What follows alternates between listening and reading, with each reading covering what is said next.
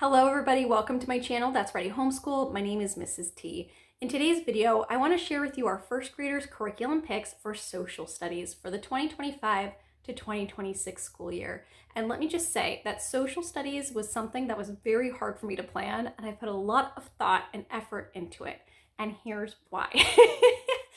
I felt like a lot of the common curriculum out there it looks really good, right? I don't really have a complaint about the curriculum itself, but I felt like there were certain aspects and certain themes that I felt like we were ready to introduce into our school year that wasn't included as components for a lot of different history curriculum out there. So what we ended up doing is we sat down, I created a list of themes or topics that I wanted to cover in the first grade year.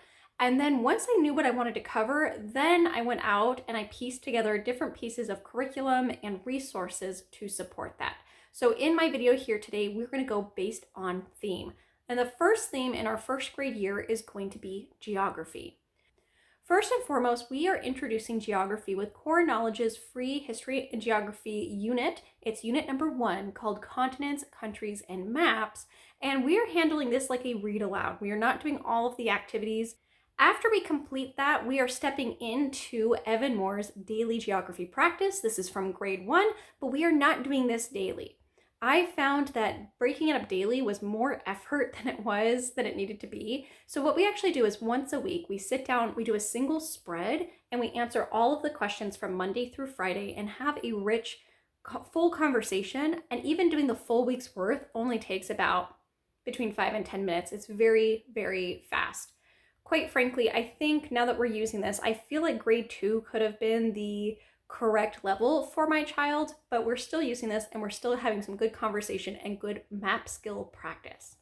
Now, part of our geography, you guys, I decided is going to be a larger project that we are starting this year and we will continue hopefully through the next few years. And we are creating our own atlas. I'm so excited. So what we are doing is we have a binder and it has 2 tabs. The first tab is going to be for the United States, which is where we're located. And the second tab is going to be for world geography. So what we are going to do, let's talk about the resources. So this year, what we are focusing on is state location and state capitals. And we are using the maps of the USA. This is from Evan-Moor. And this is basically a spread. They have all sorts of things in here. They include things like state bird and state flowers, but we are ignoring that. We don't really care about that this year. We're instead focusing on this side. So we will make a copy of this. My child is going to get to know where this is located. We are going to memorize the capitals and we're going to work through areas of the United States at one time. So we might start with, I don't know, the Pacific Northwest, and then we'll go to the South, and then we'll kind of start piecing things together as we do a bunch of regions. And we're going to go through, we're going to mark down who we know that lives in different areas, and I'm really, really excited. So we're going to get to know where the different states are located and their capitals.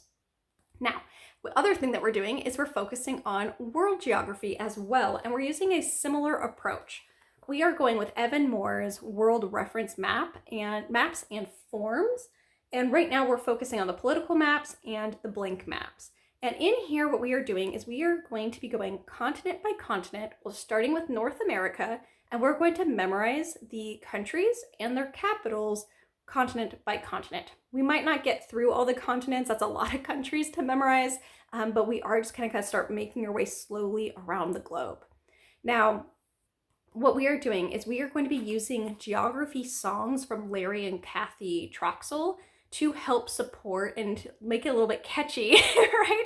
As we memorize where these states are located and these countries are located. So that will be very beneficial. So we are going to be going through that and slowly, again, making our way through continents. The next theme for us is ancient civilizations. And you guys, I'm so excited for this. We bought the, History Quest Early Times audiobook.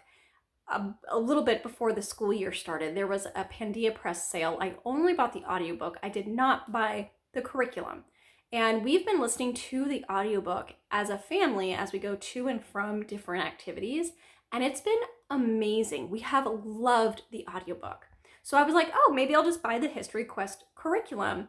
But I decided, no, I'm happy with our audiobook. So here's what we're going to do to tackle ancient civilizations.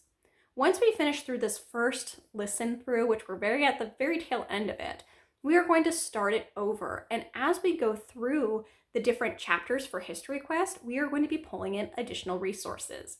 So we are going to be pulling from Core Knowledge a number of different units. I'll put them here on the screen. So we're going to be basically listening to the History Quest, and if there's a Core Knowledge unit, we'll pause listening to History Quest and we'll dive into these Core Knowledge units to solidify and add information to what we just covered. Now, most likely we will only be handling the Core Knowledge units like read alouds and take some of their reading comprehension and their assessment questions. So we'll focus a little bit more on that side and not so much on the activity side from Core Knowledge. But what we are doing is we are also supplementing with these. This is going to be our hands-on activities from Evan-Moor. So we're doing history pockets, ancient civilizations, and the same thing. So let's say, for example, we get to ancient Egypt. We listen to ancient Egypt in History Quest. We then pivot, we do our Core Knowledge reading that's associated with the same unit, and then we hop into here and we do our lap book information for ancient Egypt. And then once we wrap that up, then we go into the next History Quest chapter and we just make our way through. Now we are also pulling in some ancient texts, or I should say inspirations from ancient texts. So we are pulling in the Tales from the Odyssey. This is from Mary Pope Osborne. So we're doing those. We are going to be reading Gilgamesh. We have this series of picture books that we got from Thrift Books. So we're going to be doing Gilgamesh. We are also going to be doing this book here of Greek mythology. So we are going to be doing all of those as well. So once we get to, again, we'll say ancient Greece, we'll actually take a little pause from our studies, we'll do our Core Knowledge, popped over there, and then we will supplement with some Greek mythology readings. So I'm really, really excited. Now, as we go through our Core Knowledge and our History Quest, we are going to be adding to our timeline book. So we are going to be adding the dates, the people, the events. We're going to mark down when these civilizations were so we can get an idea of how it all pieces together, and we are going to be adding to this book. Like our Atlas activity and our Atlas project, this timeline book should take us years to complete, and honestly, we could use it all the way to the end of our learning journey here in our homeschool if we're smart about how we do it.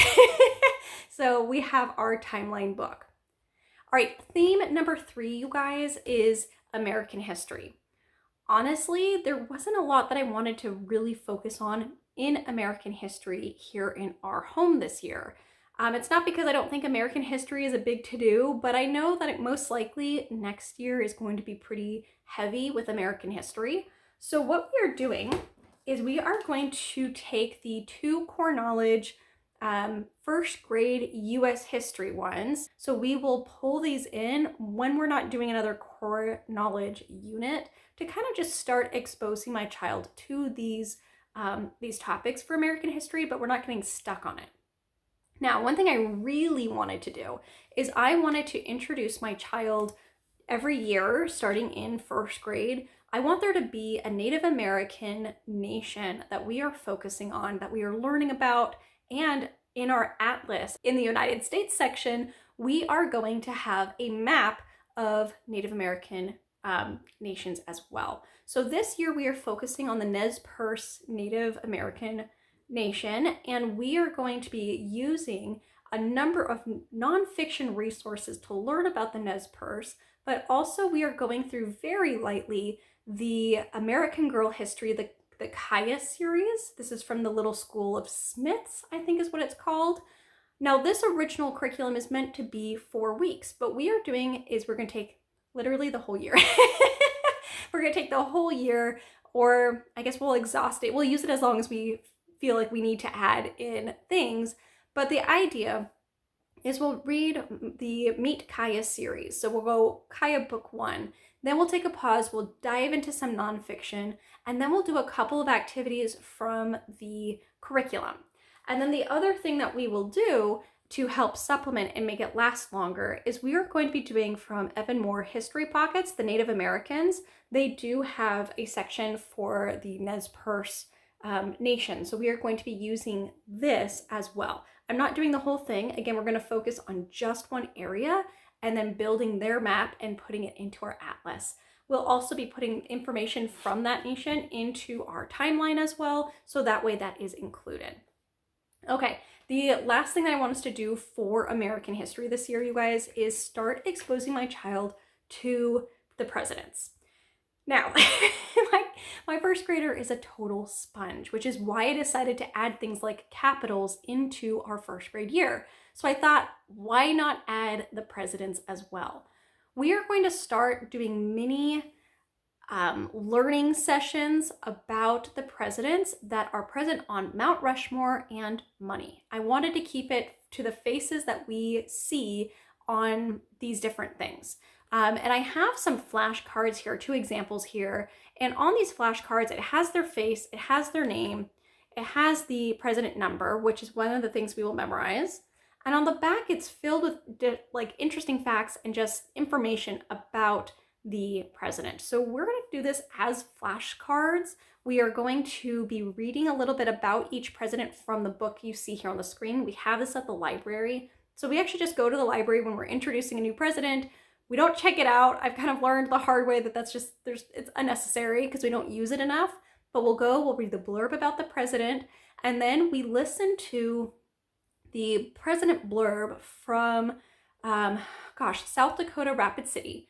They have the City of Presidents. I'll put all that information in the description, but they have little blurbs that are like 2 minutes long where the president is talking to you, telling a little bit about their lives. So we are memorizing who they are, a little bit high level. We're memorizing the number of terms, etc. But starting on, the recognition of some presidents through history. All right, last theme here that we are going to be talking about is religion. This year, I wanted to expose my child to religions in our social studies. So we are going to be using core knowledge. Surprise, surprise, again, they have a unit about 3 religions, and it's focusing on Judaism, Christianity, and Islam. We are taking this unit. We're going to read this unit here as a read aloud. Again, do discussion questions. We're not doing the activities. And then what we're going to do is we're going to take about 2 to 3 months on each of these religions and dive a little bit into their holidays and religious texts and stories. So from when we were studying Judaism, we have this Bible here. This is the Children's Illustrated Jewish Bible. So we're going to be reading stories from here. So my child will be exposed to things like Noah's Ark, for example, the Tower of Babel, so on and so forth. And we are just going to handle this like read aloud. It's just going to be exposure. And every time we pick it up, we're just going to say this is a story that is important to Judaism and Jewish people. For Christianity, I decided to go with a very, very similar text here. We're going to talk about how the Jewish Bible and the Jewish stories, the Old Testament, how much there is in common between these 2 faiths. And then we're going to be going into this Children's Illustrated Bible, which does go into like the New Testament, and we'll be exposing my child to some more stories. And then for Islam, I don't have this book here yet, but it is 100 and 100, it's either 100 or 101 stories from the Quran and Dua, and this is going to be focusing on stories that are important. It's meant for children that are important to the Islamic faith. So we're going to be using these resources, again, more like read alouds and exposure, so that way my child can start understanding the different faiths that are out there in the world. And that is it, you guys.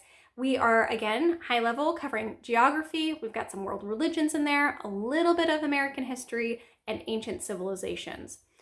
And that's it. I hope you guys have a wonderful day. Comment down below. Let me know what you think, and I will talk to you soon. Bye, everyone.